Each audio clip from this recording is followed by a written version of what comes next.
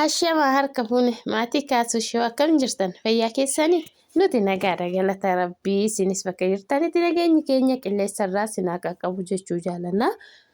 Egaa har'as immooyyuu deebi'ee dhufee jira rammoo maala isinii qabadhee dhufe seetanii jalqaba na offalchaa isiniin jira qofaatu na qabee jira. Egaa sagaleen xinnoo na furdatee si funyaalee naasofsiisalleedha jechuudha. Egaa xiqqoo Itoophiyaa irratti haala qaala'insa meeshaa wajjin ol qabatee qufaanis dhufee jira. Kiniinii bitachuu hin dandeenyu waan hunduu qaala'ee jira. Kanaaf isiniin jenna har'a immoo bal'atuun maal qabattee dhuftee jechuun keessan egaa hin oolu. Ani yeroo baay'ee waan isinitti gammaddan itti bohaartanii qabadhee dhufaa. Egaa har'as akkuma argitan kana kinoo baay'een keessan nuufillee nuubiti maaloo bal'axuu naan jettanii egaa kinoo isinii fidee dhufee jira. Egaa bitachuun immoo mirga keessanii laaltanii filattanii bitachuu hin dandeessanii isiniin jira. Egaa akkuma argitan kana sa'aan kun baay'ee bareedaadha. Baay'ee ba'eessa tokko jedhanii egaa nuti ilmine yookiin immoo iyyuu gizeen yaaluun argine akkuma beekamu egaa injiraan nu gurguraa isaaniidha waan ta'eef egaa sa'aan kun asuma magaalaa Asallaa keessa jiraata. Asuma magaalaa Asallaatti kan argamu jechuudha. Ganaa tokko aleessa raada yookiin immoo goromsaa jechuudha. Takka bicha alee jechuudha. Takka qofa alee innaa kanaaf ganaa waxxaati asin jechuu barbaadetanii baay'ee bareeda immoo sa'aan jechuudha. Akkuma argitan kanaayyuu warri aannanii fakkaatan gidii. Innaa amma immooyyuu rimaajii 4 garaa qabaa jedhamee jira. Egaa rimaajii 4 wajjin aluufi biyaansi 5 tofee jechuudha.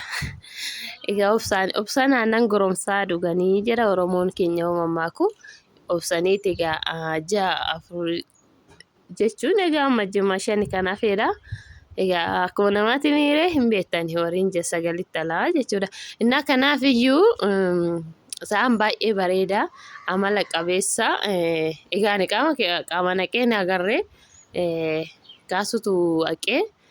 Innaa kanaaf asuma magaalaa keessatti argamaa warroonni bitachuu barbaadan jechuudha.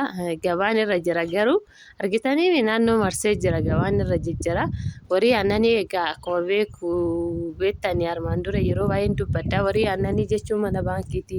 Mana baankii irra so'attanii fudhattan boru so'attanii fudhattan birrii mana baankii numa inuu jechuudha yoo keessanuu malee kan uummataa inumuu jechuudha mana baankiiti.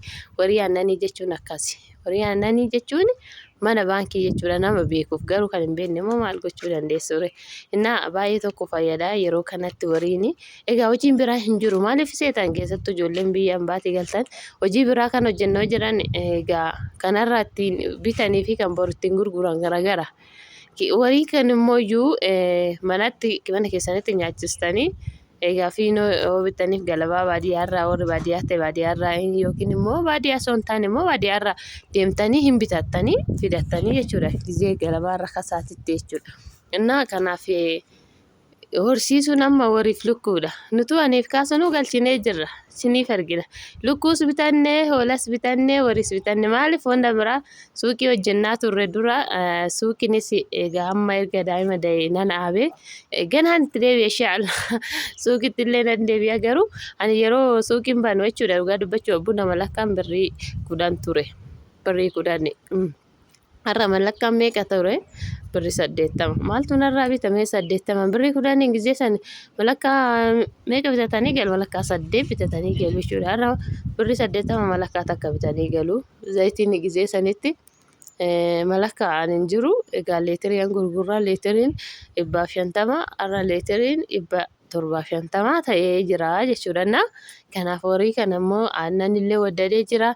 Isin immoo iyyuu itti fayyadamtanii horii nama laal maal seetan baay'een keessan beekuu kan qabdan jechuudha. Horiin nyaatarraan ba'a. Nyaata yoo kennitaniif nyaanni hin jira. Adaamarraa kan seenu tokko nyaata horii aannan sirriitti kennisiisuuf hin jira. Marfeen hin jira. Kana marfeenis kan aannan kennisiisu hin jira. Isa kennitaniif nyaata seeraan kennitanii taana horii faranjii kan leetirii kudhanii gadi kenna hin jira hin jiru. Kun immoo gatiin isaatillee baay'ee tokko gaariidha. Gatiin akka horii kaawwanii waliin hin baasne baay'ee gaariidha. Abbaan itti ajjabeeti. Egaa namni baay'ee rakkatama fuulduratti qonni ni jira. Madaabaraan ni jira. Sanyii facaafachuun ni jira jechuudha. Amma lafa jalatti yaadanii. Kanaaf malee rakkina biraatiif miti kan gurguramu natti fakkaate. Kanaaf warroonni bitachuu barbaadan bilbila keenya yeroo baay'ee nu maxxansettanii bilbila keenya namni hin qabne hin jiru hin argitani. Baay'ee keessanii lammooyyuu jechuudha. Viidiyoo osoo dhaggeeffatanii hin xumurin gaaffii nama gaafattu. Maaliif magaalaa kamitti argamaa jettu gizee baay'ee barreeffamni gubbaa irrattu magaalaa Sallaa jedheen barreessan gizee hunda. Gatiin isaa meeqa sagalee dhaggeeffattan sagalee seeraan dhaggeeffaddaa laayikii gochuun immoo nu jajjabeessa. Laayikiin immoo nu fayyada nama hedduu bira nu gahaa waan ta'eef laayikii nuuf godhaa laaltanii bichaan callisina nama hedduutu laala garuu laayikii hin gootan yoo bitachuus baattanittis fayyadamuu baattan laayikii nu godhamaa kaffaltiin qabda waan ta'eef nullee hin jajjabaannaa sinni nu jajjabeessaayi. Kanaaf immoo warroonni akkasuma lafa caraqaa yookiin immoo lafa kaartaa qabu akkasuma mana kaartaa qabu yookiin lafa mana kaartaa hin qabne caraqaa warra barbaadan hundi keessan waan isin barbaadan bakka wanta barbaadan in jira nu biratti hin argama siniifinnaa. Kanaaf heloo jechuu bichaa sinirraa eegama. Akkasuma sabskiraayibii laayikii godhaa sinin jennaa. Egaa laayikii mana sabskiraayibii 9,000 seennee jirra baay'ee tokko gammanne. Egaa ammallee ittuma fufaatti fufuhaayi jajjabeessaa keessattuu laayikii godhaa sinin jira. Viidiyoo gadiisu nama bira akka nu ga'uuf. Kana egaa sa'aan immoo kana fakkaata bareeda kana akka jiru argitanii garuu xiqqoo amma bubbee as waan ta'eef nyaata xiqqoo baay'ee hin qabu. Egaa gizee bubbee waliin hin qannasaa jiran alatti fayyamnaani hin qannasa jiranii. Kanaaf malee sa'aan baay'ee tokko bareeda. Dammoo ganaa tokko aleessa waan ta'eef haga horii 10 kusanii olii aluu danda'a jechuudha. Kanaafiyyuu warroonni bitachuu barbaadan akkuma isiniin jedhe nu dubbisaayi. Nagaan uftaa viidiyoo biraatti walitti deebinaa baay'ee.